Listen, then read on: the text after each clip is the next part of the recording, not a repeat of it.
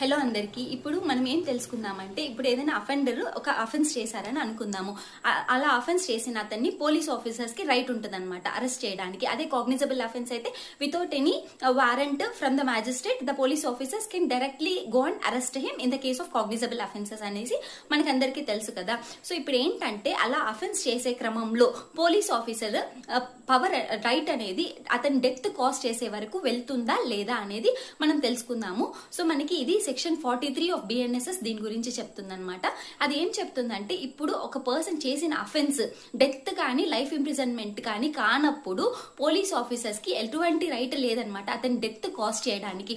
So అది ఇక్కడ ఎలా మెన్షన్ చేశారంటే, nothing in this section gives a right to cause the death of a person who is not accused of an offence punishable with death or with imprisonment for life అనేసి mention చేశారు. అంటే ఏంటి, అతను చేసిన offence death కానీ life imprisonment కానీ కానప్పుడు police officers కి ఆ పర్సన్ డెత్ కాజ్ చేసేయడానికి, అతను ఈవెన్ ఇఫ్ అతను తప్పించుకోవడానికి ట్రై చేసినా కూడా డెత్ కాజ్ చేసే రైట్ అయితే పోలీస్ ఆఫీసర్స్ కి లేదనమాట. కానీ అన్ని మీన్స్ చేసి అతన్ని అదుపులోకి తీసుకోవడానికి అయితే ట్రై చేయొచ్చు అనమాట. ఇప్పుడు ఫర్ ఎగ్జాంపుల్ మనం అతనికి చెప్పాము మీరు అరెస్ట్ అవ్వాలి, మీరు అరెస్ట్ అవ్వబోతున్నారు అనేసి, అప్పుడు అతను సబ్మిట్ అయ్యాడంటే ఇంకా అతన్ని అదుపులోకి తీసుకోవడమే, ఇంకా అతన్ని ఏం చేయకూడదు అనమాట. సో ఫర్ ఎగ్జాంపుల్ అతన్ని ఎస్కేప్ అవ్వడానికి ట్రై చేస్తే అప్పుడు అన్ని మీన్స్ యూజ్ చేసి మనం అదుపులోకి తీసుకోవచ్చు అనమాట.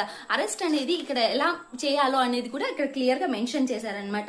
ఇక్కడ ఏం చెప్తున్నారంటే, shall actually touch or confine the body of the person to be arrested unless there be a submission to the custody by word or action. అంటే ఏంటంటే, మనం వర్డ్ మన యాక్షన్ చెప్పని వెంటనే అతను మన అదుపులోకి వచ్చేస్తుంటే అతన్ని అప్పుడు మనం ఏం చేయకూడదు. అలా రాకపోతే అప్పుడు మనం అతన్ని టచ్ చేసి అదుపులోకి తీసుకోవాల్సి ఉంటుంది అనమాట. అప్పటికి అతను తప్పించుకోవడానికి ట్రై చేస్తే అప్పుడు మనం అన్ని మీన్స్ యూజ్ చేసి అతన్ని కస్టడీలోకి తీసుకోవచ్చు అనమాట. అలాగే